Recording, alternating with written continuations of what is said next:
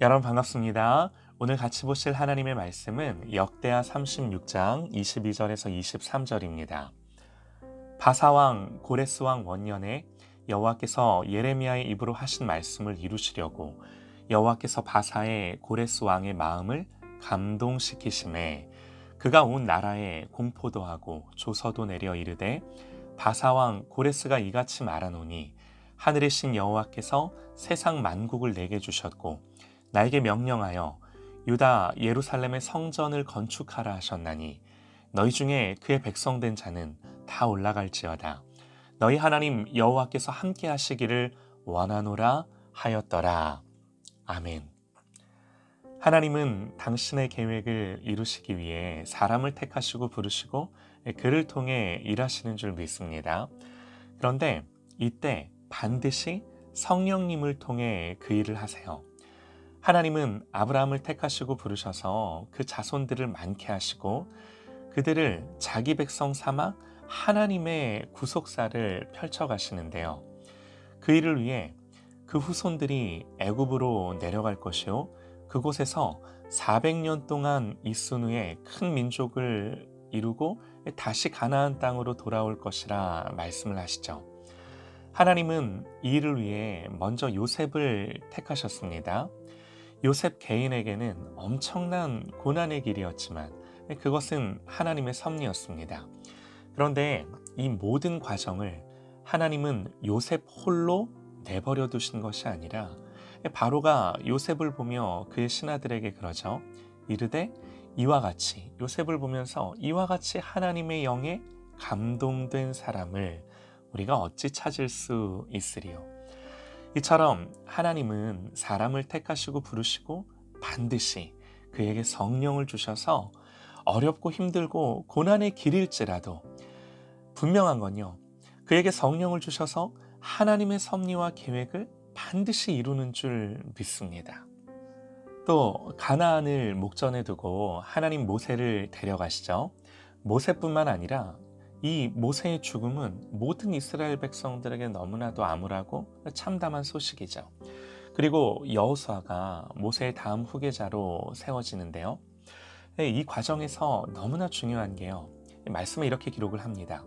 여호와께서 모세에게 이르시되 눈의 아들 여호수아는 그 안에 영이 머무는 자니 너는 데려다가 그에게 안수하고 모세가 눈의 아들 여호수아에게 안수하였으므로 그에게 지혜의 영이 충만하니 이스라엘 자손이 여호와께서 모세에게 명하신 대로 여호수아의 말을 순종하였더라. 그러죠. 여호수아에게도 모세의 뒤를 이어 이스라엘 백성들을 이끌고 가나안에 들어간다는 것이 얼마나 막중하고 부담되는 일이었겠습니까? 어떻게 여호수아 홀로 그 일을 감당하겠습니까? 그러나 성경은 그저 여호수아가 그 일을 하는 것이 아니라 하나님이 성령을 통해 그 일을 하게 하심을 분명히 가르쳐 주는 거죠. 여호수아뿐만 아니라요. 모세조차도 이스라엘 백성들을 혼자 감당하기가 어려웠습니다. 그래서 민수기 11장에서 내가 강림하여 거기서 너와 말하고 내게 임한 영을 그들에게도 임하게 하리니 그들이 너와 함께 백성의 짐을 담당하고 너 혼자 담당하지 아니하리라. 이후에 70 장로들이 세워지는데요. 하나님 이스라엘 장로들에게도 성령을 주셔서 함께 동역하게 하시고 사명 감당케 하시죠. 또 성막을 만들 때도 모세 혼자 만드는 것이 아니라 우리가 이미 살펴본 것처럼 부살렐과 오홀리압에게도 성령을 주셔서 모든 지혜와 재주를 주셔서 그 하나님의 성막을 만들게 하는 거죠. 이처럼 하나님은요 때마다 일마다 성령으로 구약의 백성들과 함께 하셔서 역사하시고 일하셨어요. 또 여호수아가 죽고 이스라엘은 범죄하고 타락했지만 하나님은 사사들을 세우시고 그들에게 비범한 능력을 주셔서 계속해서 그 하나님의 역사, 구속사가 이어지게 하시는 거죠. 그리고 사사의 시대를 마무리하고 이스라엘이 왕을 요구했을 때도 사울에게도 다윗에게도 모두 성령으로 새롭게 하시고 능력 주셔서 그들을 쓰신 줄 믿습니다. 그런데 이뿐만이 아니라요. 하나님은 이스라엘이 바벨론의 포로로 끌려갔을 때도 오늘 말씀처럼 이방 왕들의 마음까지도 성령으로 주장하시고 통치하시죠. 고레스는 포로된 유다 백성들을 다시 예루살렘으로 귀환시킨 왕인데요.